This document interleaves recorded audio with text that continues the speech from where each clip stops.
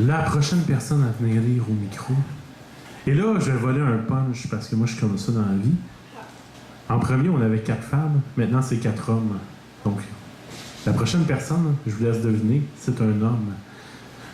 C'est un homme très talentueux. On l'a eu quelques fois à la messe. C'est toujours un plaisir quand il vient lire. Je vous demande à tous de l'accueillir chaleureusement. Monsieur Driss Chebla!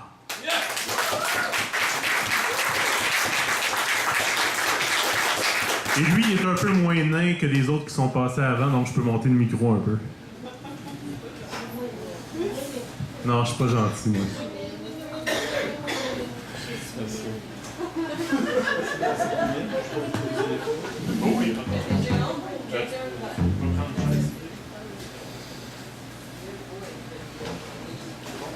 Non, je crois que c'est bon. Merci. Bonsoir tout le monde, bonsoir à celles et ceux qui sont présents pour célébrer la poésie. Je remercie Christian, lui qui avec son enthousiasme habituel anime ces soirées, ces belles soirées poétiques. Merci à vous tout le monde. Ce soir, je ne vais pas lire de la poésie, je n'ai pas des poèmes à lire. Si j'aurais de toute façon plus de temps, je peux lire un poème, mais je vais vous lire une lettre d'amour.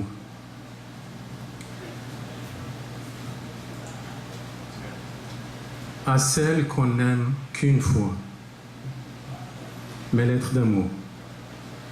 Chère madame, j'ai viscéralement vif espoir en votre affable indulgence que vous pardonniez la maladresse d'un cœur brusque et moins élégant.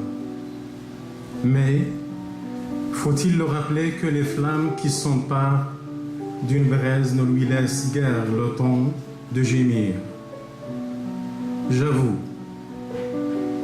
que je me suis naïvement réfugié dans la contenance d'un enfant trop ingrat, en donnant hâtivement raison à ma douleur. Les yeux rivés vers une récompense immédiate.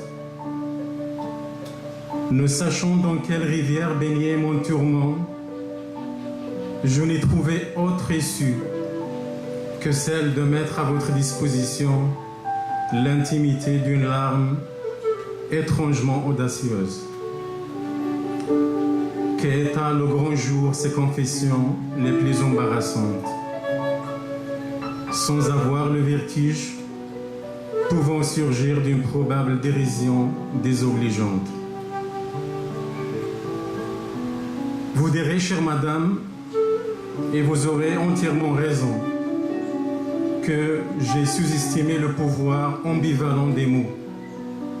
Mais, ma foi, rien ne peut perturber le caprice de l'erreur, une fois le temps est venu pour se désabonner de l'exercice de la rigueur, ainsi que des obligations de la dignité.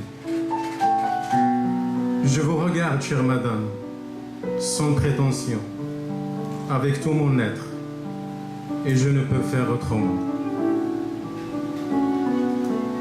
J'ai bien mérité ma part de chagrin, ne serait-ce que pour imprégner ma brûleur des parfums de votre absence.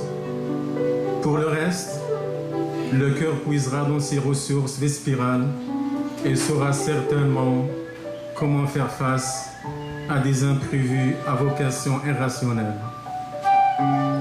Chère madame, le langage seul ne suffit pour aimer. C'est pourquoi j'ai emprunté délibérément le chemin de la mélancolie, du fait auquel est immanquablement impérieux de solliciter l'aide précieuse d'une larme sincère et confuse, qui ne ressent aucune aigre faiblesse au remords d'assister à son propre effritement. En effet, je ne sais quel bon vent m'a amené au rempart d'une nymphe, au port de déesse. Pourtant, je ne mettrai aucunement ma certitude au défi. Pour moi, je ne mettrai aucunement ma certitude au défi pour en conclure que je suis plein comme une huître de cet amour vorace qui ne cesse de croître en moi comme un chêne. Quoi de plus réfléchi que de ramer à contre-courant? Désormais, je ne suis plus maître de mes voiles.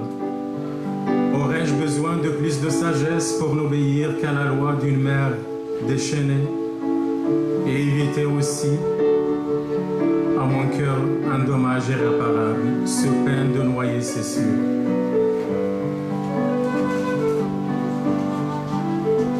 Je vous aimerai au péril de ma personne et de ma joie. Ne pas vous aimer serait la plus lâche des accusations que je ne serais capable d'endurer le restant de mes jours. Cela s'entend, il n'y a pas de foi pour vous aimer. Et vous serez littéralement très étonné de me voir étreindre l'homme d'une chimère. Dites-vous qu'il m'est impensable de ne pas penser et me parer des flammes veloutées de votre amour. Car je le vis à chaque soupir comme une métamorphose ontologique et spirituelle, comme une délivrance ininterrompue. Je ne vous blâmerai guère non plus de l'accueil qu'a eu ma première lettre, tant que je demeurerai à vos yeux un inconnu qui prétend ce qu'elle est et ce qu'il dit. Pour autant, je me permettrai de vous rassurer du bien fondé de ma parole, si je dispose bien entendu de quelques mérites de notoriété et de confiance.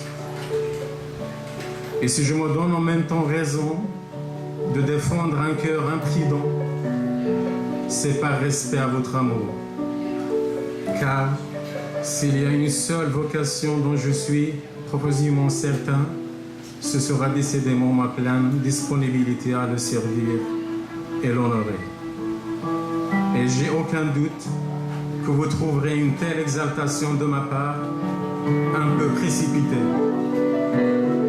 Je vous répondrai alors, chère madame, que je n'ai jamais eu un tel heureux hasard qui m'a permis d'habiter les cimes avant de croiser inopinément vos yeux. Merci.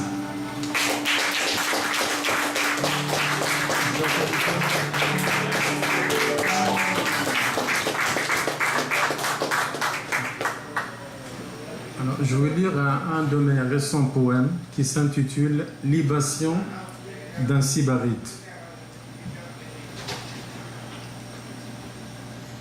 Au gré de la cupidité du cœur mondain, errant dans la danse crinière des âpres nuits, je me consume à loisir par son vain dédain, sans libation, priant avec la foi de nuit.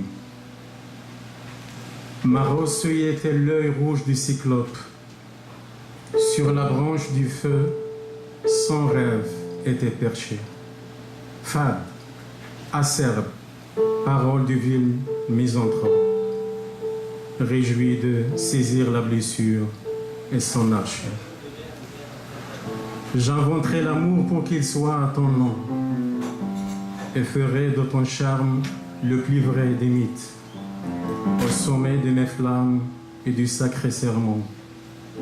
Ne m'accuse à tort que d'être un saint sybarite. Merci, bonne soirée.